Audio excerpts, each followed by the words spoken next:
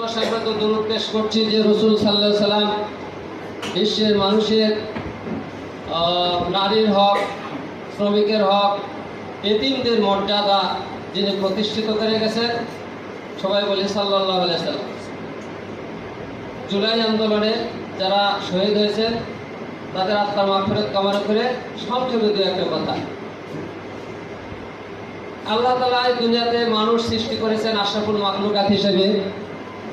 অনেক রাজা, জমিদার, পথের ভিখারি থেকে শুরু করে কার কোন পজিশনে রাখছে আমরা কেউ দরখাস্ত করিনি। আমরা এখানে যেমন বাবা মা হারা হয়েছি, এতিম হয়েছি, এটাও কিন্তু আল্লাহরই একটা পরীক্ষা। আমি এই কচি কাঁচা সন্তানদের অনুরোধ করব, প্রত্যেকের অধিকার আছে মানুষ হওয়ার জন্য। খুব মনোযোগ দিয়ে লেখাপড়া করতে হবে, সুন্দরভাবে চরিত্র গঠনের মাধ্যমে মহিয়সী গরিয়সী নারী হিসেবে গড়ে উঠতে হবে, যাতে আগামী দিনে এই সমাজের জন্য মঙ্গল কিছু করা যায়।